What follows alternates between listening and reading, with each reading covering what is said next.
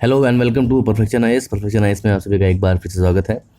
आज के इस वीडियो में हम देखने वाले हैं 23 अगस्त 2021 के द हिंदू में छपे कुछ इंपॉर्टेंट न्यूज़ और उनके एडिटोरियल्स की एनालिसिस। इस वीडियो कंटेंट के बेसिकली 4 प्रमुख हिस्से होने वाले हैं। इसमें पहले हम देखेंगे इंपॉर्टेंट न्यूज़ को, उनके एडिटोरियल के एनालिसिस करेंगे और अंत में 2 क्वेश्चंस दिए गए हैं, एक पीटी पर्सपेक्टिव यहाँ से गए प्रीलिम्स के लिए क्वेश्चंस और एक मेंस के लिए क्वेश्चन।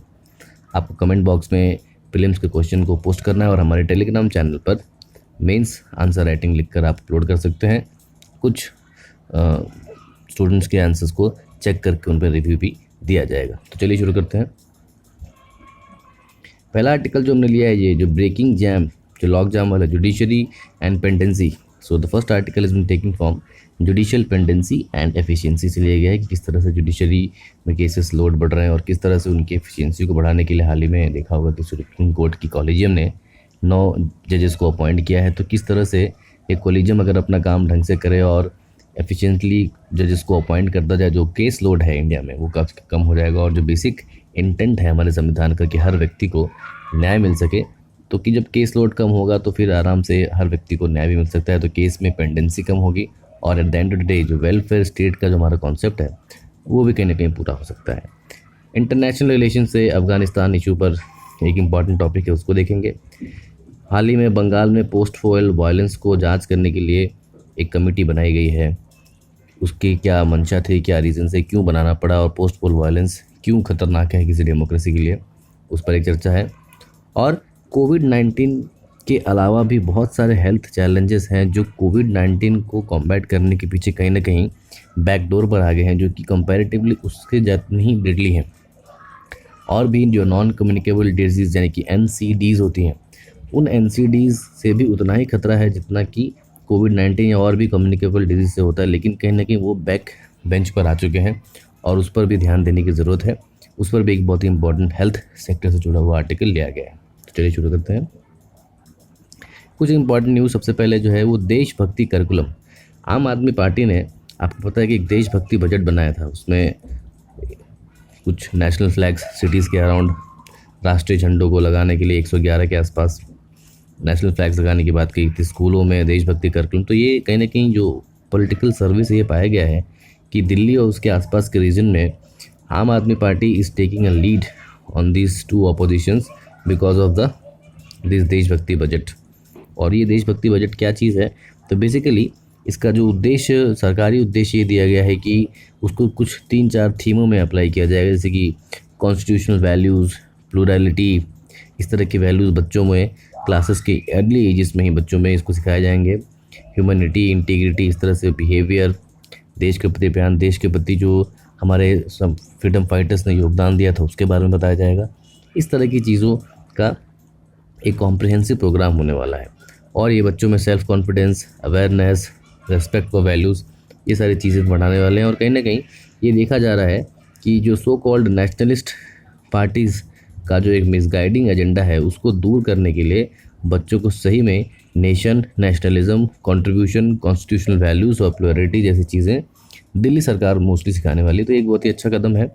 हर बच्चों को इवन अर्ली एज में अगर हम constitutional values, ethical values, nation building क्या है, नेशनलिटी क्या है, रोल ऑफ सिटीज़न क्या है, ड्यूटी ऑफ सिटीज़न, अगर बहुत ही अर्ली एज में if you can teach them then we can produce good citizens which are also nationalist as well as they can contribute not by just being national. केवल राष्ट्रवादी हो जाने से कोई फ़र्क नहीं होगा अगर आप राष्ट्र के उत्थान में कोई कंट्रीब्यूशन नहीं दे पाते। If you are not contributing in the national growth then there is no use of nationalism and hyper nationalism. So it is important to inbuild the constitution, संवैधानिक जो मूल्यों को उन बच्चों में बहुत ही अर्ली एज में इस तरह की चीज़ें अगर रखेंगे तो आगे चल के हमें एक अच्छे सिटीजन, एक अच्छा India, new and young and intelligent India which is both national as well as rational can be achieved. So this is very important plan. It can be asked in the current affairs questions like that. Next important news is हाल ही में ICHR यानी कि Indian council of historical research ने मोपला जो आंदोलन हुआ था उसमें जो लोगों ने पार्टिसिपेट किया था उनमें से 387 लोगों को मोपला मार्टियर्स, जो मोपला शहीद, जो अंग्रेज़ों के साथ जो गोलीबारी में जो उनकी मृत्यु हो गई थी, उनको शहीद कैटेगरी या फ्रीडम फाइटर कैटेगरी से बाहर निकाल दिया है। ये कहते हुए कि जो मोपला आंदोलन था वो मुख्यतः कोई अंग्रेज़ों के खिलाफ या कोई भारतीय राष्ट्रीय आंदोलन से जुड़ा हुआ नहीं था। ये एक सांप्रदायिक आंदोलन था जिसमें बहुत बड़े पैमाने पर वहाँ के मलाबार क्षेत्र में, आंदोलन जो मलाबार क्षेत्र में था, केरल के मलाबार क्षेत्र में, उस क्षेत्र में हिंदुओं का, माइनॉरिटी का काफ़ी ज़्यादा नरसंहार किया गया था। ये मोपला आंदोलन आपको पता है कि 1921 में हुआ था, जो कि पूरे भारतवर्ष में उस वक्त खिलाफत नॉन कॉपरेशन मूवमेंट चल रहा था। खिलाफत असहयोग आंदोलन जो गांधी जी के नेतृत्व में और मुस्लिम लीग और कांग्रेस पार्टी ने कंबाइंड रूप से चलाया था। उसी की आड़ में कहीं कहीं पर आपने देखा होगा कि कुछ धार्मिक आंदोलन, क्योंकि जैसे ही राजनीतिक परिवेश में कांग्रेस पार्टी और मुस्लिम लीग जब खिलाफत नॉन कॉपरेशन को मिला लेती, खिलाफत जो आंदोलन होता है यह मुख्यतः एक धर्म से जुड़ा हुआ मुद्दा है, और जब धर्म से जुड़ा हुआ जो मुद्दा राजनीति में आ जाता है तो उसके दुष्परिणाम भी देखने मिलते हैं। और यही देखने मिला हमें मोपला में। मोपला यानी केरल में मलयालम भाषा में इसका मतलब होता है दामाद, यानी वो ऐसे किसान जो कि मुस्लिम्स थे और वहाँ पर आकर बस गए थे, उनकी ज़मीनें थी वहाँ पर, तो इस तरह के मुस्लिम लोकल किसान जो कि कन्वर्ट हो चुके थे, तो उनको मोपला कहा गया था। उन्हीं के द्वारा इस मलाबार क्षेत्र में पहले ये आंदोलन शुरू होता है ब्रिटिश के अगेंस्ट में, लेकिन धीरे धीरे, क्योंकि ये मोस्टली किसान गरीब किसान होते हैं और गरीब किसानों के ऊपर जो ज़मींदार होते हैं वो हिंदू ज़मींदार होते हैं, तो कहीं ना कहीं ये एंटी ब्रिटिश होते होते एंटी हिंदू हो जाता है और उसमें बड़ी मात्रा में हिंदुओं का नरसंहार होता है, धार्मिक सेंटिमेंट्स का यूज़ किया जाता है, और कहीं ना कहीं एक इस्लामिक खलीफत, जिस तरह से अभी अफ़गानिस्तान में जो बात चल रही है उस तरह से एक इस्लामिक खलीफत और शरिया कानून खास करके उस मलाबार क्षेत्र में लाने की घोषणा की जाती है। और इसी वजह से यहाँ पर इस बहुत ही इतिहास में बहुत ही कंट्रोवर्शियल मुद्दा रहा है कि इसे राष्ट्रीय आंदोलन से जोड़ा जाए या ना जोड़ा जाए। और अभी Indian council of historical research ने कहा कि ये एक राष्ट्रीय आंदोलन से जुड़ा हुआ कोई मुद्दा नहीं था, क्योंकि इसमें इंडिपेंडेंस स्ट्रगल का कोई पार्ट था ही नहीं। ये एक फंडामेंटलिस्ट मूवमेंट था जो कि कुछ संकीर्णवादी विचारधाराओं के लोग ने मोपला लोगों को भड़काकर वो एंटी हिंदू एक आंदोलन शुरू किया गया, जिसे ये एक सांप्रदायिक दंगा कहा जाएगा, न कोई राष्ट्रीय आंदोलन। दूसरा इंपॉर्टेंट आर्टिकल है कि breaking the logjam and handing the baton, यानी कि जुडिशरी के ऊपर। तो यूपीएससी के पेपर में देखेंगे कि मोस्टली ये जीएस पेपर 2 के साथ कोइंसाइड करता है, जिसमें जो सिलेबस है structure, organisation and functioning of the executive and judiciary. Bharat में जुडिशियल प्रोसेसेस, अपॉइंटमेंट और कोलिजियम के रोल पर ये बेसिकली फोकस्ड है। इसमें कहा गया है कि पहली बार सुप्रीम कोर्ट कोलिजियम ने एक साथ 9 जजों की नियुक्ति की है एपेक्स कोर्ट ने, और ये बहुत ही सराहनीय काम है, क्योंकि ये एक बहुत ही जटिल प्रोसेस होती है। एक कोलिजियम में अलग अलग तरह के अलग अलग विचारों के जज होते हैं, उनके बीच में आपस में सहमति बनाकर लोगों को सिलेक्ट करना, अपॉइंट करना। एक जो जज जिसको आप अपॉइंट कर रहे हैं उसका सारा बैकग्राउंड देखते हुए, क्योंकि कंट्रोवर्शियल तो नहीं है, बहुत सारा पेपर वर्क होता है, बहुत सारी फॉर्मेलिटीज़, उन सबको चेक करने के साथ अगर इतना ये आउट प्रोडक्टिव रिजल्ट, बहुत बढ़िया रिजल्ट अगर दे रहे हैं तो ये वाकई में बहुत अच्छा काम है। और इसमें चीफ जस्टिस की सराहना करनी चाहिए, क्योंकि चीफ जस्टिस जो होते हैं उस कोलिजियम के हेड होते हैं। ये जो ऑथर हैं वो खुद भी राज्यसभा की सेक्रेटरी रह चुके हैं, तो उन्होंने बताया किस तरह से जो राज्यसभा में जो कमेटियाँ बनती हैं, अलग अलग कमेटियाँ, उसमें कंसेंसस बनाना कितना मुश्किल होता है। तो यहाँ तो ये लोग जज हैं, इनके अपने अपने विचार, एक से एक सीनियरिटी जज है, अपने अपने फिलोसफीज़, आइडियोलॉजीज़, तो इन फिलोसफीज़ आइडियोलॉजीज़ वाले अलग अलग जजों को एक साथ इकट्ठा कर किसी एक पॉइंट पर किसी एक व्यक्ति के लिए कंसेंसस जमा करना, ये बहुत ही सराहनीय और बहुत ही जटिल प्रोसेस है। अगर ये हुआ है तो इसमें न्यायिक रूप से सीजीआई यानी चीफ जस्टिस जो हमारे एनवी रमन्ना साहब हैं, उनकी भारी भूरी प्रशंसा करनी चाहिए। ये कोई आसान चीज़ है नहीं, इसमें मेंबर्स को, बहुत सारे लोगों को बहुत सारे पेपर वर्क करने पड़ते हैं, जिसको आपको जज अपॉइंट करना होता है। ये देखना होता है कि कोई उसका पॉलिटिकल लीनिंग ना हो, किसी हिसाब से कॉन्फ्लिक्ट ऑफ इंटरेस्ट नहीं आता हो, उसने कोई बैकडोर में ऐसी एंट्री ना दी हो, ऐसा जजमेंट ना दिया हो जो आगे चलकर जो कोर्ट्स हैं, सुप्रीम कोर्ट हो या हाई कोर्ट हो, उनकी छवि को धूमिल करे। तो ये सारी चीज़ों को, इतना बड़ा पेपर वर्क देखते हुए अगर इतना अपॉइंटमेंट हम कर रहे हैं तो कहीं ना कहीं ये कॉलेजियम की एक सफलता को दर्शा रहा है।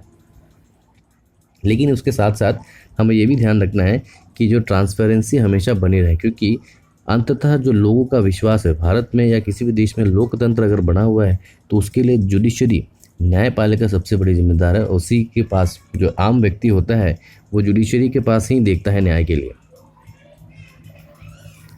और इसीलिए जुडिशरी को या न्यायपालिका को अपनी ट्रांसपेरेंसी पारदर्शिता बनाए रखने की अति आवश्यकता है। और इसीलिए भारत में अगर ये देखा गया कि भारत ही एकमात्र ऐसा देश है जहाँ पर जजेस ही जजेस की नियुक्ति करते हैं, तो ये चीज़ जब जुडिशरी तक सीमित है, जैसे कि बाकी दो संस्था सरकार की जो 3 संस्थाएं होती हैं, कार्यपालिका, विधायिका और न्यायपालिका, उसमें एक तरह से देखा जाए तो जुडिशरी का अपर हैंड दोनों के ऊपर है और इन दोनों के अपॉइंटमेंट में जुडिशरी रोल प्ले कर सकती है, ये देख सकती है कि क्या न्यायपूर्वक अपॉइंटमेंट हुआ है या नहीं। लेकिन जुडिशियल अपॉइंटमेंट्स में ऐसा नहीं है।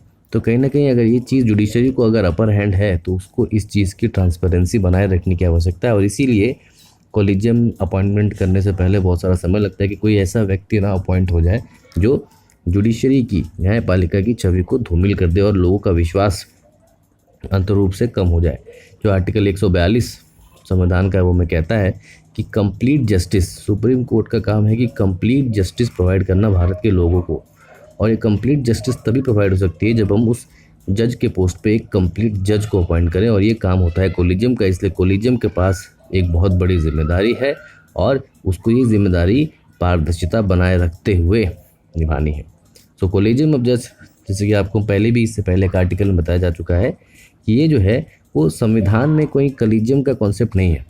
पहले सिंपल ये था कि राष्ट्रपति जो है वो सुप्रीम कोर्ट के जज, सीनियर मोस्ट जज के कंसल्टेशन से, यानी कि विचार विमर्श से जो है वो सुप्रीम कोर्ट के अन्य जजों को नियुक्ति करेंगे। बाद में सेकंड और थर्ड जजेस केसेस हुए अपॉइंटमेंट पे, उस पर जो सुप्रीम कोर्ट की रूलिंग आई उसके हिसाब से कहा गया कि नहीं, कंसल्टेशन नहीं, कंकरेंस की आवश्यकता है।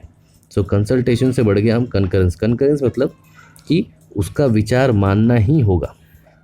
सो अगर सुप्रीम कोर्ट ने जो बात कह दी वो राष्ट्रपति को मानना ही होगा, यानी कि इसको अपर हैंड दे दिया। और अंततः फिर जब चौथे जज केस से जब फाइनल हियरिंग आती है तो वो कहा जाता है कि नहीं, कंकरेंस भी नहीं, एक कॉलेजियम बनेगा और वो 4 लोगों का कॉलेजियम होगा, 4 सीनियर मोस्ट जज सुप्रीम कोर्ट के, और उसको हेड करेंगे चीफ जस्टिस ऑफ इंडिया। वो नामों को अनुमोदित करेंगे, यानी कि दे विल लिस्ट ऑफ जजेस टू द लॉ मिनिस्ट्री।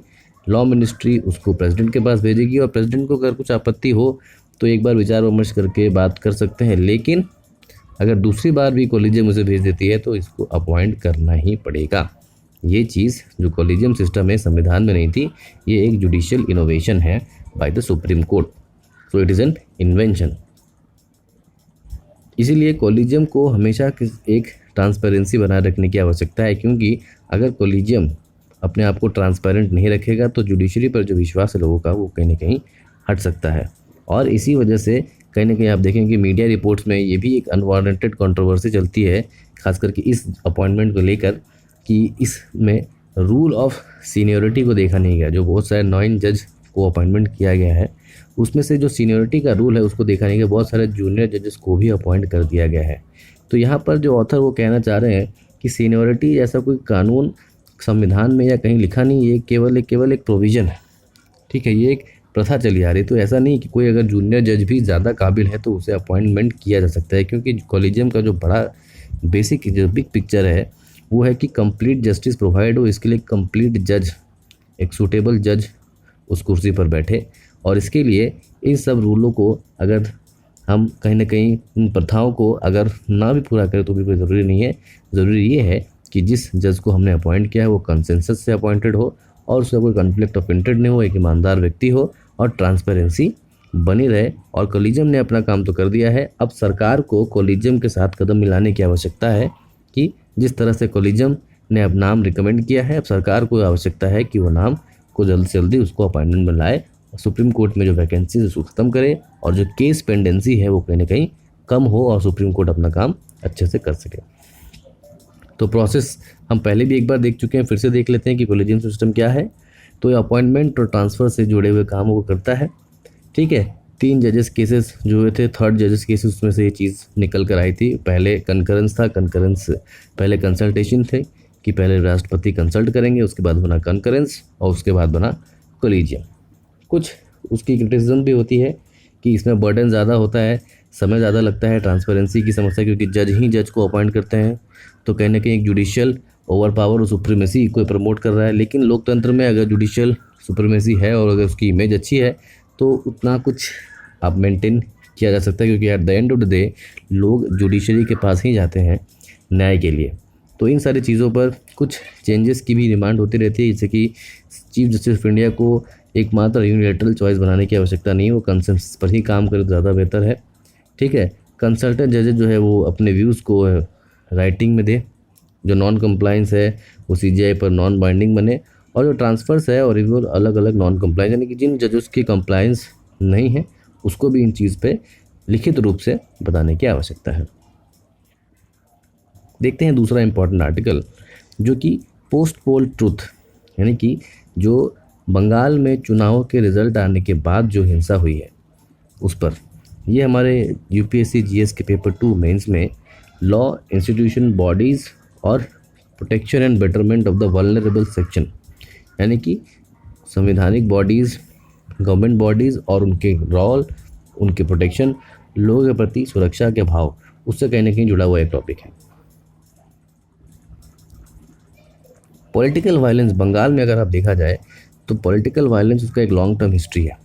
बिना राजनीतिक हिंसा के वहाँ कोई चुनाव होते नहीं और एक कॉमन सी चीज़ है। लेकिन चुनाव होने के बाद अगर हिंसा होती है तो उसके लिए कहीं ना कहीं वो पार्टी ज़्यादा जिम्मेदार है जो पार्टी सत्ता में है, और इसीलिए उसको उसकी जिम्मेदारी तय होनी चाहिए, और ये ज़्यादा घृणित काम भी है, क्योंकि चुनाव से पहले हो तो समझ में आता है कि हर पार्टी अपना अपना परमानेंट पोस्ट कर रही है, लेकिन चुनाव होने के बाद जो पार्टी सत्ता में है उस पार्टी से अगर कोई चीफ मिनिस्टर या मिनिस्टर बनता है तो वो किसी एक मात्र पार्टी का नहीं। अगर ममता बनर्जी किसी राज्य की चीफ मिनिस्टर है तो केवल बीजेपी की चीफ मिनिस्टर नहीं है वो, केवल जो उनकी टीएमसी पार्टी उनकी चीफ मिनिस्टर नहीं, वो बीजेपी की भी चीफ मिनिस्टर है, कांग्रेस पार्टी की भी चीफ मिनिस्टर है, सीपीआई की भी चीफ मिनिस्टर है। तो उनको लिए सारी पब्लिक एक समान होनी चाहिए। लेकिन अगर चुनाव के बाद ऐसा हो रहा है तो ये बहुत ही शर्मनाक है और लोकतंत्र के लिए बहुत ही खतरनाक है। इसी को देखते हुए कलकत्ता हाईकोर्ट ने जो एक बॉडी उनकी पुलिस इन्वेस्टिगेट कर रही थी, उसके अलावा जो अलग से राजनीतिक रूप से जो रेप्स और मर्डर्स हुए हैं उनके लिए सीबीआई को केस सौंपने की बात कही है, और उनकी लोकल पुलिस भी कुछ अलग हिंसा के मामलों पर जांच करेगी, और दोनों ही बॉडी को जो है वो सुप्रीम कोर्ट के सुपरविजन में देखा जाएगा। और ये जो रूलिंग है वो तब आई जब नेशनल ह्यूमन राइट कमीशन ने स्टेट ह्यूमन राइट कमीशन के साथ मिलकर एक बॉडी बनाई और ये रिपोर्ट को जो है वो साझा किया, वरना ये रिपोर्ट तो आ भी नहीं रही थी। इसलिए आप देखेंगे कि role of statutories and constitutional bodies, non constitutional body, Bharat में जो जितनी गवर्नमेंट बॉडीज़ हैं, एडमिनिस्ट्रेटिव हो या स्टैट्यूटरी हो, कॉन्स्टिट्यूशनल हो, नॉन कॉन्स्टिट्यूशनल हो, इस तरह की बॉडीज़ का रोल देखिए यहाँ पर बढ़ जाता है। अगर एनएचआरसी हो या एसएसआरसी, स्टेट ह्यूमन राइट कमीशन ने ओवरस्टेपिंग लेकर, इनिशिएटिव लेकर अपनी रिपोर्ट्स कोर्ट्स में नहीं सबमिट की होती तो शायद इसकी जांच नहीं होती, और यहाँ पर इसका रोल जो वो काफ़ी बढ़ सकता है। तो एज एन एग्जांपल में आप इसे लिख सकते हैं। ठीक है, फील्ड असेसमेंट हुआ इस न्याय के खिलाफ, जो रहा कि राज्य सरकार है वो कोर्ट में भी गई थी लेकिन उसको खारिज कर दिया गया, और ये केस जो है वो सीबीआई को दे दिया गया, यानी कि सेंट्रल ब्यूरो ऑफ इन्वेस्टिगेशन। और इसमें उम्मीद ये की जा रही है कि इसमें राजनीति किए बिना, क्योंकि जाहिर सी बात है जब सीबीआई के पास केस आ जाएगा तो उसमें सेंट्रल गवर्नमेंट का अपर हैंड हो जाएगा, तो उस अपर हैंड में इंटरफेयर करे बिना जो लोग दोषी हैं उन्हें सज़ा मिले, और कम से कम चुनाव के बाद हिंसा बंद हो। ये जो बेसिक मंशा है एक लोकतंत्र में, फ्री एंड फेयर इलेक्शन हो, और इलेक्शन होने के बाद जो शांति बनी रहे, क्योंकि जो एग्जीक्यूटिव, जो विधायिका चुनी गई है अब वो एग्जीक्यूटिव का काम कर रही है, तो वो सबके लिए है। कोई चीफ मिनिस्टर है या मिनिस्टर है या सांसद है या पार्लियामेंट है या विधायक है, वो हर व्यक्ति के लिए, न कि केवल उस व्यक्ति के लिए जिसने इसे वोट दिया है।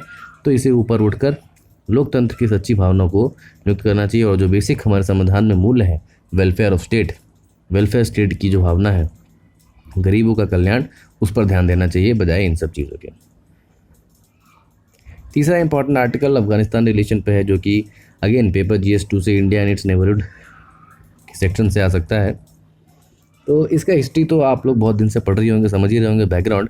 इसमें कुछ चीज़ें इन्होंने अलग बताई हैं, जैसे कि यूएस के प्रेसिडेंट जो बाइडेन ने अफगानिस्तान ने जब काबुल पर कब्जा किया उसी शाम में जब अपनी स्पीच दी, और सारा का सारा जो हार का ठीकरा है वो उनके अशरफ गनी जी और अफगानिस्तान की आर्मी पर फोड़ दिया। लेकिन उन्होंने ये बात कभी नहीं कही कि क्यों अमेरिका भी फेल हो गया। इतने 20 साल लगाने के बाद क्यों उनकी आर्मी को वो इतना ट्रेन नहीं कर पाए, जब क्यों 3 लाख ही कहा जाता है कि 3 लाख उनकी आर्मी है और 70,000 तालिबानी हैं।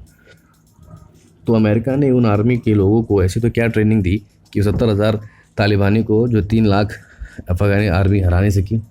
तो ये कहीं ना कहीं अमेरिका का फेलियर है, और किस तरह से जो बाइडन ने अपना फेलियर ना बताते हुए, अपनी पॉलिसी का फेलियर ना बताते हुए, उनके आने वाले प्रीवियस के 4 प्रेसिडेंट की फेलियर को ना बताते हुए सारा का सारा ठिकाना अफगानी आर्मी और अफगानी पॉलिटिकल लीडरशिप पर रख दिया। दूसरा एक लेसन जो वो मिस कर गए कि अफ़गानिस्तान की आर्मी अगर हारी तो क्यों हारी, उसका सबसे बेसिक रीज़न, जो मीडिया में भी इसका चर्चा बहुत कम हो रही थी, ये थी उसमें रैम्पेंट करप्शन। क्योंकि आपको पता है अफ़गानिस्तान जो एक देश है उसमें बहुत सारी जातियाँ जनजातियाँ अलग अलग हैं, तो उनके बीच में कोई नेशनल कॉमन यूनाइटिंग फैक्टर नहीं है। ऐतिहासिक रूप से भी अलग अलग जातियाँ जनजातियाँ अलग अलग ट्राइब्स कबीलों में बटा हुआ है, और इसी वजह से हुआ था ये कि इसमें कहीं ना कहीं जो उनकी इंटरेस्ट है वो लोकल नेशनल नहीं होकर रीजनल और ट्राइबल इंटरेस्ट हो जाते हैं, और इसलिए करप्शन इसमें बहुत था। दूसरा कि जो उसकी लीडरशिप थी, अफ़गानिस्तान आर्मी की जो लीडरशिप थी वो कहीं ना कहीं उतनी इम्पोर्टेंट थी जो कि तालिबान का मुकाबला ना कर सके, और रैम्पेंट करप्शन की वजह से जो आर्मी को ट्रेनिंग दी गई वो उतनी लायक नहीं, उतनी वायबल नहीं रही ताकि वो तालिबान से लड़ सके। अब आने वाले समय में जो डिप्लोमेसी है, इंटरनेशनल डिप्लोमेसी के लिए चैलेंजेस क्या क्या हैं, तो चैलेंजेस ये हैं कि वो तालिबान जो अमेरिका को हराकर अमेरिका की इच्छा के विरुद्ध सत्ता में आया है, उससे राजनीतिक या कूटनीतिक संबंध कैसे रखे जाएंगे, उनकी पॉलिसी क्या होगी। हालांकि भारत हो, ईरान, रशिया जो उसके इमीडिएट नेबरहुड में लोग हैं, वो ऐसा होप कर रहे हैं कि अफ़गानिस्तान जो है वो बदला हुआ अफ़गानिस्तान में जो बदला हुआ तालिबान है वो कहीं ना कहीं इस बार ज़्यादा पढ़ा लिखा है, ज़्यादा मैच्योर है, तो इंटरनेशनल रिलेशंस को ईजिली हैंडल करेगा। कुछ फंडामेंटलिज्म भले ही बढ़ेंगे लेकिन इंटरनेशनल रिलेशंस को आराम से हैंडल करेगा। लेकिन ये देखना होगा आने वाले समय में कि वो जो तालिबान है उसको कितने अंतर्राष्ट्रीय देश मान्यता देते हैं, उससे डिप्लोमेसी कैसे चलती है, क्योंकि eight the end of the day वो अच्छा है या बुरा, बात तो उसे करनी पड़ेगी क्योंकि सत्ता में वही है।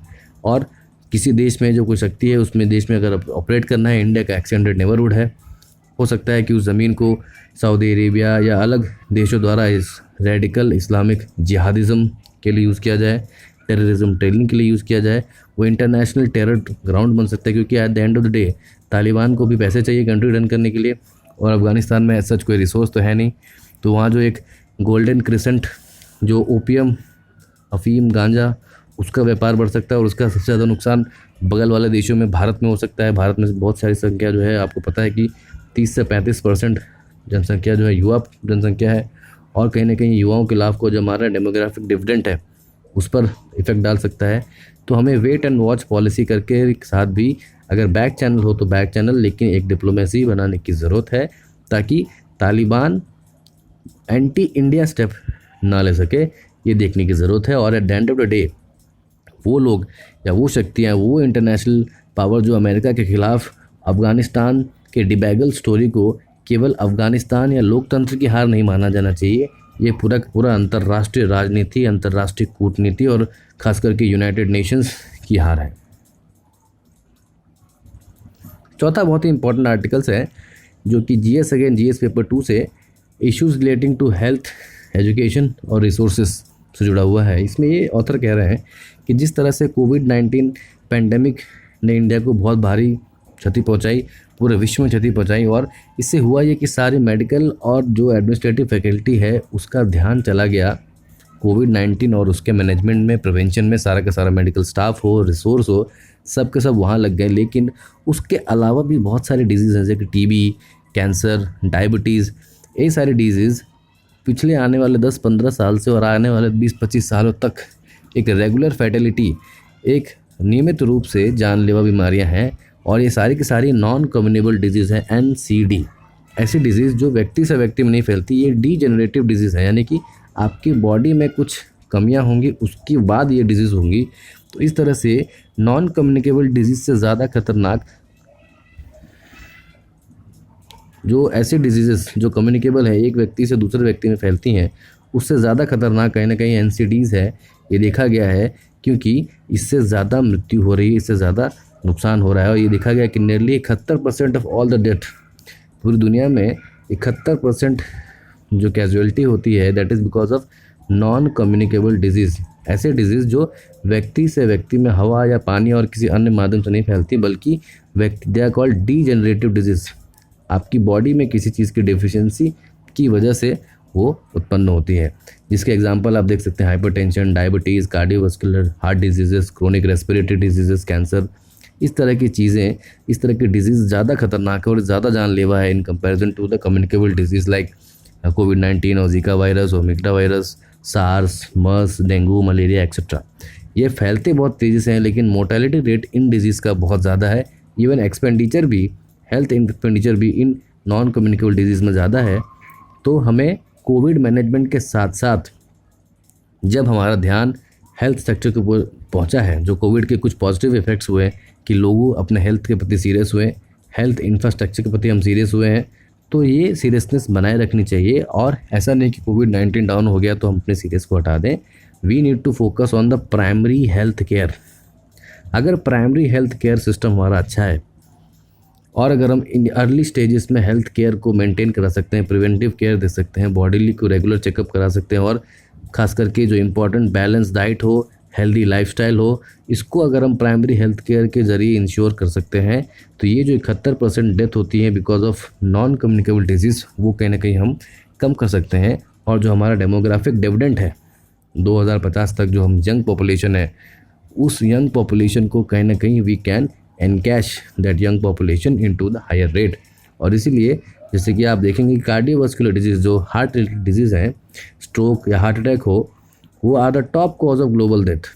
तो कोविड-19 तो हाल ही में 2-3 वर्षों में है, इससे ज़्यादा लोग आप देखेंगे कि अभी तक भूखमरी से मर चुके हैं, कैंसर से मर जाते हैं, टीबी से मर जाते हैं। तो हमें इन पर भी ध्यान देना चाहिए और इस पर ध्यान देने के लिए सरकार ने एक नेशनल हेल्थ मिशन लॉन्च किया था 2010 में, जो डायबिटीज़, कैंसर, कार्डियोवास्कुलर डिजीज़। लेकिन अब कहीं ना कहीं ये हो रहा है कि उस पर से ध्यान हटते जा रहा है और हम कम्युनिकेबल डिजीज़ के प्रिवेंशन में ज़्यादा ध्यान लगा रहे हैं।